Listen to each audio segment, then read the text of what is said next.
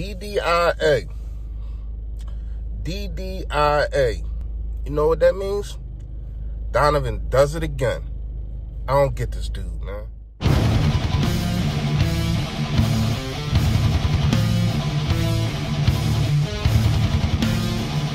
What's going on? It's your boy Philly Fresh, aka the General, man. Here reporting for duty, man.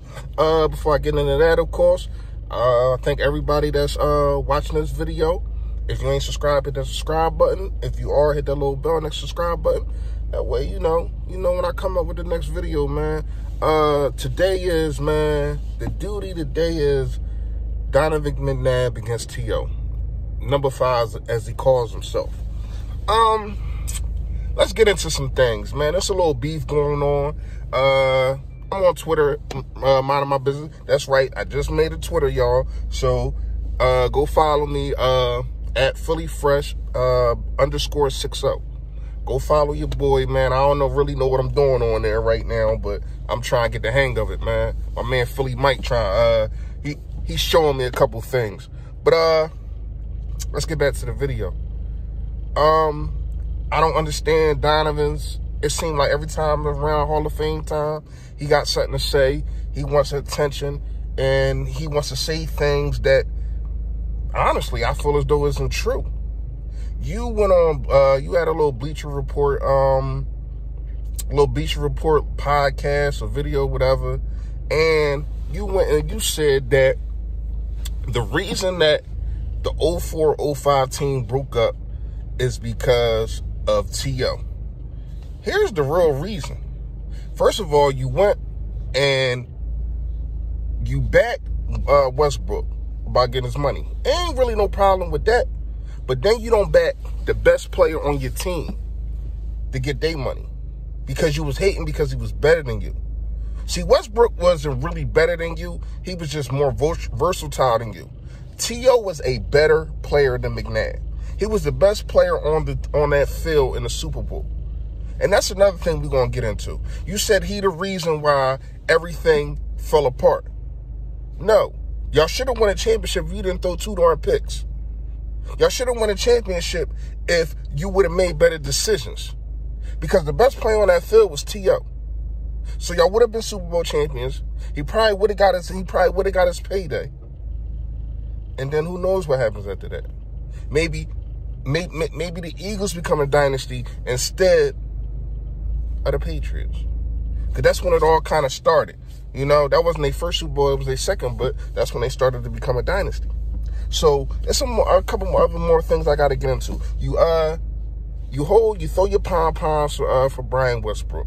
Then when it's time for T.O. to get paid, you ain't got nothing to say. Well, do that on both ends, man. If you're trying to build, it's not about emotions. If you're trying to build a team, a Super Bowl team, keep a Super Bowl team going, then of course, and you get mad that he in the driveway doing sit-ups and all. I mean, he's a showsman. That's what he does. He's a diva. He's a showsman. You know, I'm not gonna say I agree with everything T.O. did, especially some of the tweets that he made, but I just feel as though it's Donovan's fault, man. It's Donovan's fault. First of all, it all started because you came out your mouth crazy. And that's why I agree with T.O. at. You can't just run around and talk to men how you want to talk to them. Right? You can't run around and say, he came to the huddle, he said, he told you that he was open. I'm not sure what play it was, but I'm pretty sure he was. This was the season after the Super Bowl. He told you that I'm open, and you came out your mouth and told him to shut the F up. Now, as a man, I feel where he's coming from. T.O. is the type of person is, you do something wrong, you say something wrong to him, ain't no forgiving. See, man, I ain't really that way, but I do kind of look at you differently, especially if it's in a heated moment, because people tell the truth when they're mad and when they're drunk. That's just the way it is. It's 3 people that tell the truth. Kids, drunk people, and mad people. So, he probably felt as though, after you said that, like, yeah. And I heard he let it slide. Ike Reese was on the radio today saying that he let that one slide. He ain't really say nothing there. He ain't want to get into a scuffle with you in the locker room. And he a better man than me. He a better man than me. I couldn't do it, man. That's just something I really wanted to get off my chest, man. I don't be feeling McNabb. I really don't. In 2017, he hated all year. Said we wasn't going to be able to go to the Super Bowl, not even win it. He said we wasn't even going to be able to go. We wasn't going to win the NFC. Did that. Then you come out your mouth talking about Carson this year, talking about it's a lot of things that he said. I don't really got that in front of me right now. I'm driving, as you can see, but I ain't really feeling dude, man. I ain't really feeling dude. I liked him as a quarterback when he played for us, man. I think he's the second best quarterback that we got, that we ever had in franchise history. But I ain't feeling dude, man. Let me know. I'm making this video because I want y'all to comment on whose side y'all on. If y'all know about the feud, y'all know about what's going on.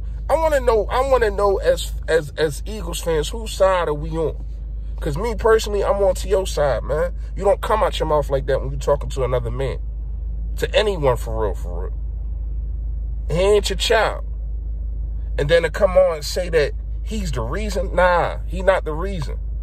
He not the reason. Because all he did when he got on that field, he might have had his antics. He might have did this and he might have did that. And he might have celebrated and all that. You want to stop him from celebrating, stop him from getting in the end zone. So he might have celebrated and all that, but when it came time to play, he showed up. The dude balled.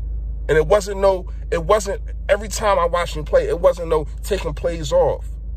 This dude showed up and balled, man, and I loved him for that. You know what I mean? And maybe it's a little jealousy because he in the Hall of Fame and you not. Who knows? But I just wanted to know what y'all thought about that, man. Second half of this video coming up right now. I'm starting to listen to the whispers, man. I'm starting to listen to the little birdies that's going on, man. It's a whole lot of chatter. And I'm starting to listen to them a little bit. As we know, it's a lot of dudes that's going to be released. I think it's a lot of dudes that's guaranteed it's going to be released. You got your, not released, but it won't be back. You got your Aguilars. You got, Timmy Jernigan. Who else? It's a couple other dudes, man. Vitae. I think Vitae is going to be a starter somewhere. I thought as though we should have traded him this year, but kind of glad we didn't because obviously we needed him with Lane Johnson going out. It's another dude. I can't really remember his name. I know he out of here, though. Oh, yeah, Ronald Darby. Bye-bye. See you later. Barbecue chicken. That's what I call him. But anyway, but it's too surprising to me that I'm hearing, and it's not just from one source. It's a couple sources that I'm hearing this from. Alshon Jeffrey and Malcolm Jenkins. Malcolm Jenkins. Alshon, I'm kind of on the fence about him. I'm kind of on the fence about Alshon because I feel as though he do got some ability left. He still can, you know, be a 50-50 guy, but I really don't condone him as a starter. I think we need to, I told y'all yesterday what we need to do. I think that we need to find a starting receiver and he can come off the bench. But the money that you're paying him, he's not going to be a bench player. The front office is going to make sure if we keep him, but what I'm hearing that we're not, I'm hearing we're going to sever ties and they just going to have to eat that money.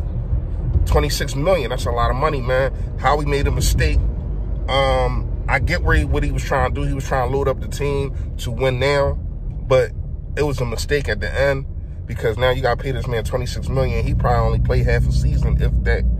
He's going to come into the season hurt on IR or whatever, on a PUP list or whatever the case may be. So I mean, you know, sometimes you get them kind of breaks and things like that happen. That's out of your hands. But it really wasn't a good work of the salary cap. And I feel as though that's going to hurt us trying to sign free agencies. But hopefully we hit on some of these picks that we got. Malcolm Jenkins, don't want him to go. I understand that he's older. I understand that you do need help back there. But he is the glue to that defense, man. I really don't feel as though they respect him as they respect somebody like Jason Peters. I really don't think that. As Jason Peters, who's, well, this year he really wasn't in and out of games. He kind of stayed healthy for the most part, but he gets treated by upper echelon pass rusher, should I say. Jadeveon Clowney was using this dude as a turnstile during that game against the Seahawks, right?